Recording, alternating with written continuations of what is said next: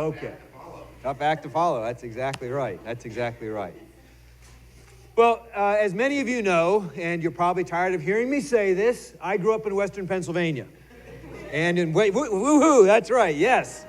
In Western Pennsylvania, let's hear it for Western Pennsylvania. Yeah, okay. Let's hear it for those Stillers. Okay, so Western Pennsylvania, what? Western Pennsylvania, see if I can find my way again. The primary geology was limestone. There's a lot of limestone in Western Pennsylvania, and that meant there were a lot of caves in the area.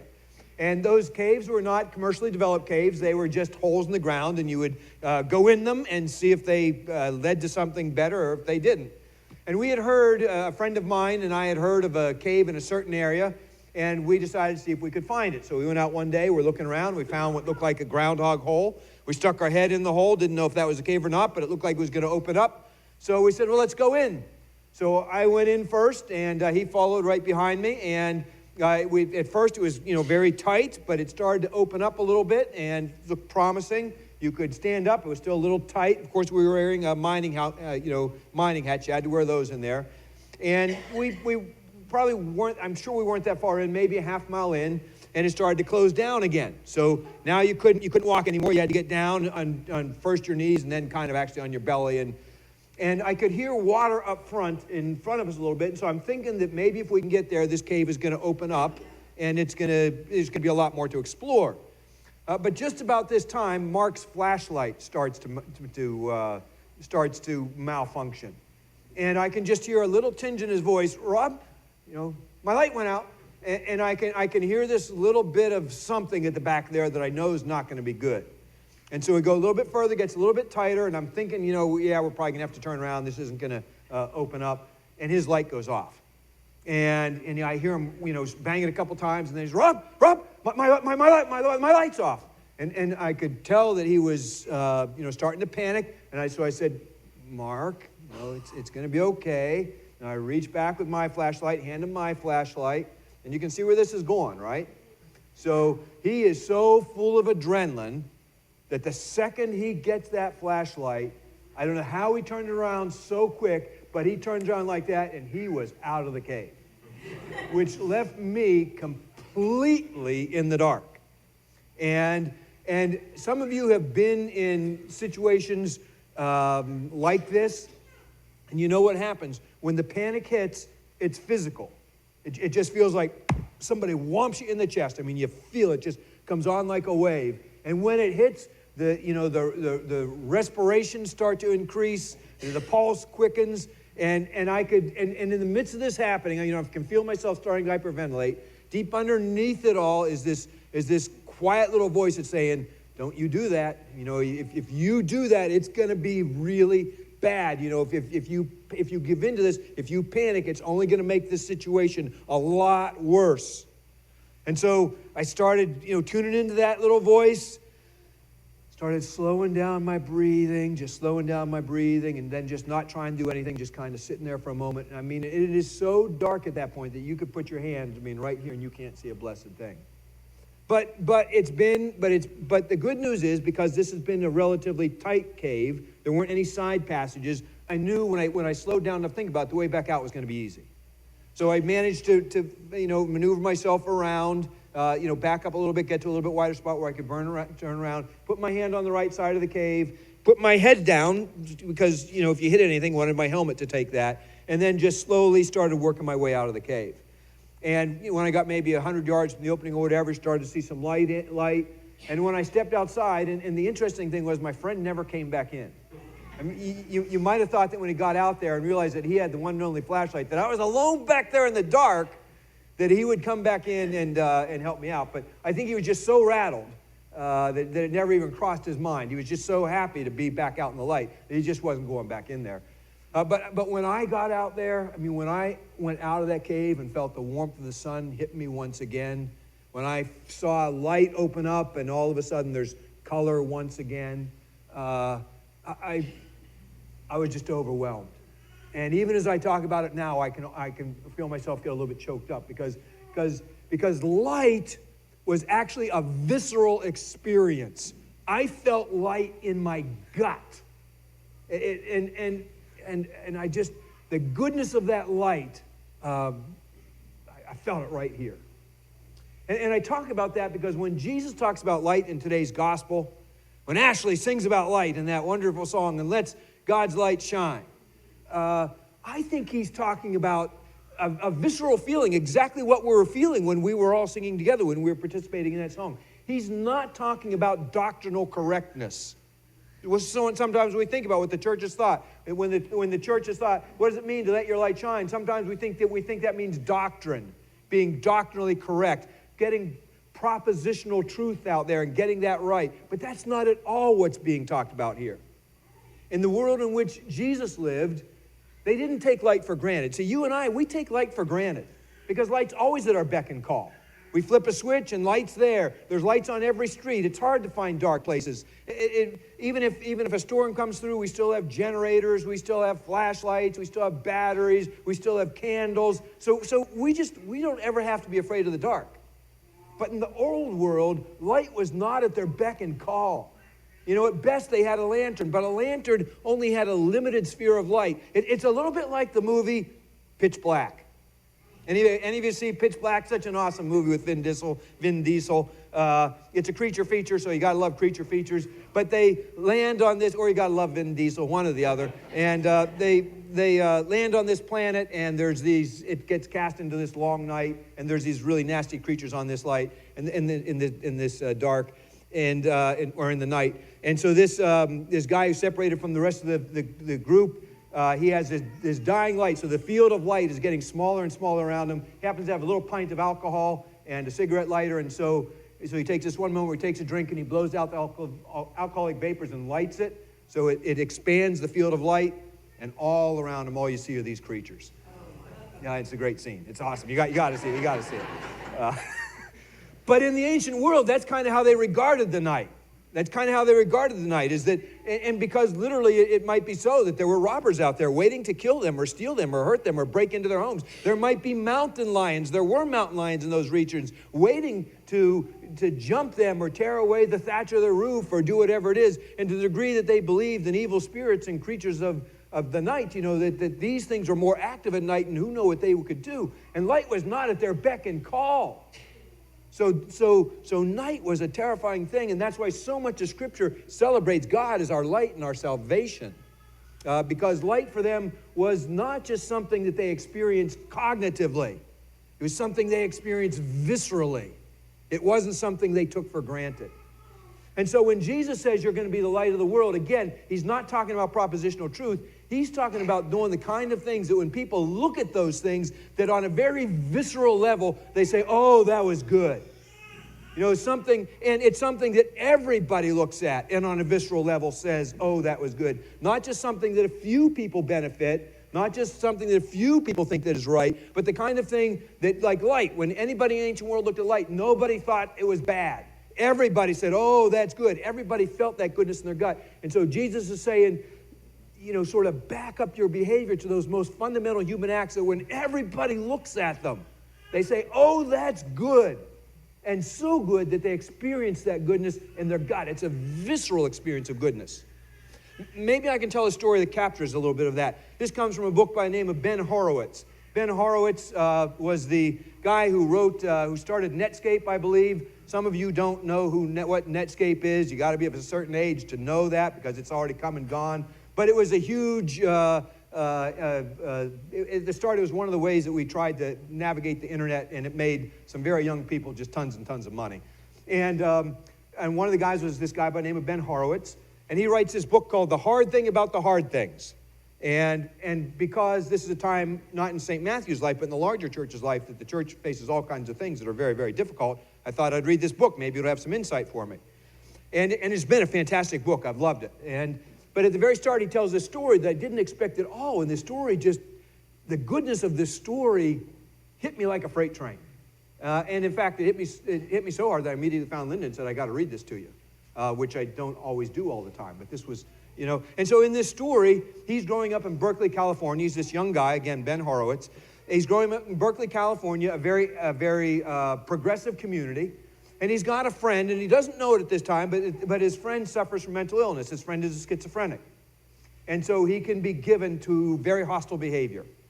And so he and his friend are playing out on the street, and down the street from them is a young black boy, and he's got a wagon. And so Ben's friend says to Ben, he says, hey, go take that kid's wagon. And if he doesn't let you, spit in his face and call him and then he uses a racial epithet, which I'm not comfortable repeating. Now Ben had never heard this word before and didn't know even what it meant. He didn't know that his friend was schizophrenic, but he knew he was scary. And so he knew that if he didn't do something, he was afraid that his friend was going to act violently towards him. And he didn't know what this word meant, but somehow he knew he was being set up for a situation that wasn't going to play out very well. So he just starts walking down to this guy, not really knowing what he's going to do. He gets up to the person, and again, not knowing what he's going to do, but sort of terrified of what's behind him, he opens his mouth, and all that comes out is, can I have a ride in your wagon? And the guy looks at him and says, sure. And Ben looks behind him to see where his other friend is, and his other friend, of course, is gone, because he just wanted to set everything up, but he didn't want to have anything to do with it. His other friend is gone, and he said, this young guy, whose name was Joe Clark, he and I played together for the rest of the day. He's been my best friend for 18 years now, and he was the best man at my wedding. I mean, wow, right? Wow. And you feel the goodness of that story viscerally, in part because the setup of that story sets the story to fail, doesn't it? That story is set up to fail. But somehow, in some way, light breaks through. And one of the questions that we need to ask ourselves this morning, that you need to ask yourself, that I need to ask myself, are what are the stories that we play in our heads that set us up to fail? And how might we bring light into those stories? They could be family stories. I mean, I sometimes refer to these as landmines. You know, all of us have landmines planted in our psyche. And it's not until we get in a situation, we never anticipate them, that they go off. But then they go off, and they can be devastating. But it's these old stories, these scripts that have these landmines hidden in them, and they incline us towards failure. Marriages have those things. Parenting has those things. Being an adolescent in the world has those sort of, being an American right now has all kinds of landmines in it, all kinds of stories that incline us towards failure. And so how do we allow God's light to come into those stories and take us to a different place than to the anticipated place? And why is that so important? I mean, why is it so important that we can somehow uncouple ourselves from our current stories? Because our kids are depending on it. I mean, for a lot of us, we've experienced a lot of the goodness of life, and, we've had a really good world. But boy, if we can't decouple from the stories we're telling now and let them go to a different end, and then instead of letting them go to the failure that's built into them, it's our kids are going to suffer. So if we can't do it for ourselves, let's do it for them. So the question then becomes, how do we do that decoupling? And what I want to suggest is that the way we do that is, and here I use the words of a guy by the name of Elie Wiesel, who was a Holocaust survivor and has written a whole bunch of books, and just a good man. And he says what we need to learn to do to have our stories that are inclined for failure, to have them have a better end. He doesn't use that language, but to have them have a better end is we have to learn how to build a better fire. And I love that image, because there's lots of people building fires right now, right? But not all those fires are reflecting goodness. Not all those fires are reflecting God's love. Not all those fires are really bringing light. And this is his point. His point is we need to learn to build a better fire so that people can see the goodness of God, that people can see the goodness of love, that people can see that we are all connected in the goodness of that connection. And I've been thinking about this, and we do need to learn to build a bigger fire, and not just because there's other fires out there, but because we need to realize what a poor job we're doing of reaching all the lonely people around us. And there are just, there are so many lonely people all around who are struggling sometimes more than any of us realize. And there is this creature right now, and I came upon this story, I forget where, and it so touched me. It's the story of Blue 52. Anybody know Blue 52? Some people do, because I've told you about Blue 52. Blue 52 is actually a blue whale. And they had this station up in Alaska, a military station that was listening they're actually listening for submarines. So they're paying attention to the sounds in the ocean. They hear this sound that they don't know what it is at first, but which they come to identify as the song of a blue whale, largest mammal on Earth, largest animal on Earth right now, loudest. Their voice, when they sing, can literally be heard through the oceans thousands of miles away. And the reason they didn't recognize this whale's song is because most blue whales sing in a range of, say, 15 to 25 megahertz. Well, Blue 52 sings at 50 megahertz. And it's hard for me to talk about. And so they can track Blue 52 because his song is so unique that there's no whale like him, so they can track him everywhere else. And every time they track Blue 52, Blue 52 is alone, because no other whales can hear his song. So he's out there singing his little heart out, his huge heart out, his heart the size of a minivan, and nobody's listening. And Blue 52 has just inspired just a whole bunch of people when they've heard about him, because they're so lonely they associate with Blue 52. There's a Twitter page where people speak for Blue 52, and it says, I had some of that somewhere written here, but I don't know where I put it. But, they say things like sad and alone, always alone, and hashtag, forever alone. That's what the people are saying. People who feel like they are just on a different wavelength from everybody else. And just nobody's able to tune in to what they're going through. They identify with Blue 52. One woman in New York who had experienced great personal tragedy, who felt like she lost everything, writes very eloquently of how she identifies with Blue 52. And then this strange thing happens, is that as people identify with the loneliness of Blue 52, they don't feel like they're alone anymore, because now they feel like it's Blue 52 who's keeping in company with them. And if Blue 52 can go on all alone, singing his unique song, then maybe they can go on too. Blue 52, one person wrote, is the symbol for all of us who feel like we're too weird for anybody to love. And so people start to find comfort in Blue 52, and what a beautiful thing that is. But see, we can do better. Because if we can build a fire, people will know that it's not just Blue 52 that's out there. It's you. It's you. And it's me. And that we are listening. But we have to be listening. That we are listening. That we are tuning in. That we do see them. That we do love them. That we do want to bring them into a community where they know that they are not alone. But we've got to decouple ourselves from our stories that keep us moving so fast, that keep us pursuing inordinate amounts of things, our stories that make us so busy, our stories that make us obsessed with ourselves. We've got to decouple ourselves from those stories so that we really can listen, so that we can build a better fire. And all these people who feel so isolated and so alone will know that there is somebody listening, somebody does care, there is somebody in there. There is somebody in your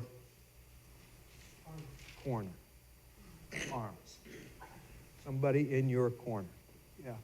Yeah. But it's only if we build a better fire that's going to happen. Because if we don't, loneliness in adolescent girls, we've never, ever seen it as high as it is now. Absolutely spiking. And it's not just them, it's middle-aged men. We've never seen anything like this. So how do we do that real quickly? Just 3 suggestions, and these are super simple suggestions. But again, I think these are some of how we start to build a better fire. The first is just Make eye contact. And a lot of you know this, but we live in a day, and it's teaching our kids to make eye contact. I mean, parents, this is an essential skill. And I see many of you do this, and I so appreciate that. You know, when our kids don't quite get it, and you say very lovingly, now, Jim, look at Rob in the eye when you're talking to him, you know, and that's just really so important that we do that. Because we all know, and you know this, we are all looking down, right? We're all more engaged with our devices than we are with people. And we go into these once social settings, and they're not social anymore because we're just tuned into, you know, and it could be a husband and wife, could be a parents and kids. We all have our little device, and we're all looking at our devices, and you know, so we got to remember how important it is, because when we make eye contact, that's what says we're really present. That's what says we really hear you. That's what says, there you go, making eye contact. I like that. That's really good. That it's not just Blue 52 out there, but I'm out there too. So that's the first one. Second one is to learn to wait. And wait means, why am I still talking? Or why am I talking? I guess waste, we got to mind our waste. Why am I still talking? Which means that I need to learn to listen. I need to learn to let you talk. And that's the second fundamental, that's sort of the second fundamental skill is listening. And listening is hard. And it doesn't happen much anymore because we're so into self-promotion that we forget what it is to pay attention to people that are around us. And you know, somebody has said, I can't remember where I read this, that if we have an end in mind for a conversation, that's not a conversation.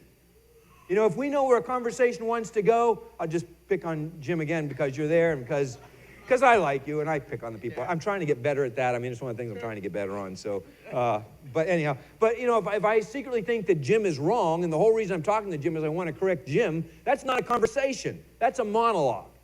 And so a real conversation happens when I stop talking. Why am I talking? Why am I still talking? And out of genuine curiosity, because I realize what a fascinating guy Jim is, you're probably coming up on an anniversary, aren't you, pretty soon? In December, we had 53. So, you know, he knows something I need to know, right? I mean, so I'm curious about Jim and Rusty. And so, and out of that, why am I still talking? I start to listen to Jim. So, but I don't know where that conversation's going to go, right? If I have an end in mind where I want to take it, that's not really a conversation.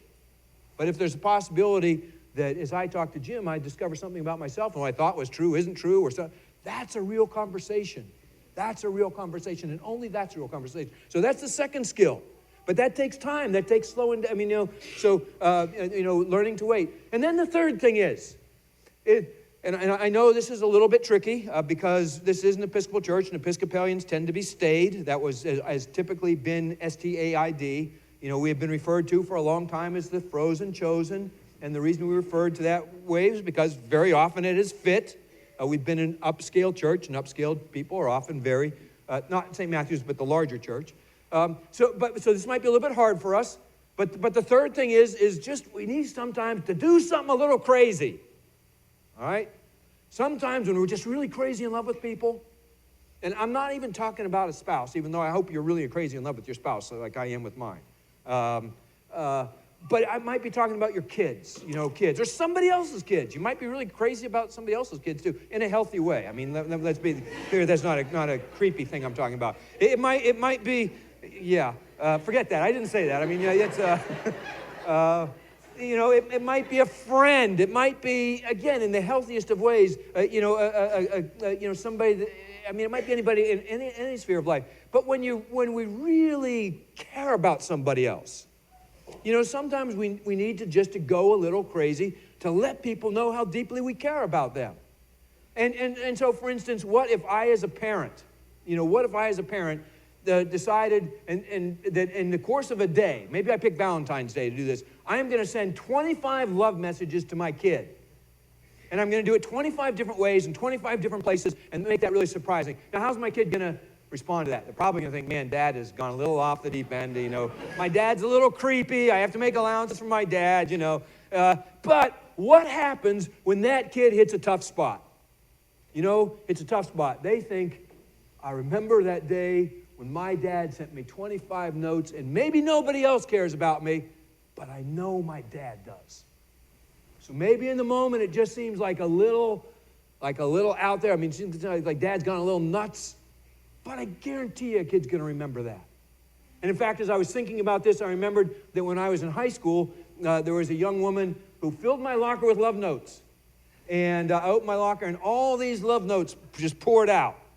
And I have to admit that at the time, I found it a little bit creepy. But I was also completely surprised because I never thought of, I just always felt marginal and outside. So I never thought anybody even noticed me. And so when I opened that locker and all those love notes fell out, it was bizarre and it creeped me out a little bit. And I never went out with the young woman. It never ever developed anywhere from there. But I still remember. Right? Creepy in the moment, but all those years. All those years. Maybe forget that too. I know. All those years, I still remember. So, sometimes going a little bit crazy in love, it's not a bad thing. It's not a bad thing. And even if it's not quite received the way we expect it in the moment, it doesn't always matter. What matters is the way it lodges in the heart and lodges in the soul, and we carry it with us. And then there's moments when we think there's nobody that cares except some blue whale swimming off somewhere. We say, no, that's not true. There's still somebody that's in my court. There's still somebody who's crazy in love, me. So we got to build a better fire, friends. Got to build a better fire. And I pretty much think right now, everything hinges on that.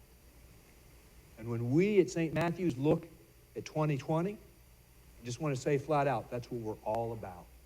And everything we do this year, that's what we're all about. We're all about learning together how to build that better fire. And I hope each and every one of us is all in. Amen. Amen. Amen. Please rise for the prayers of the people.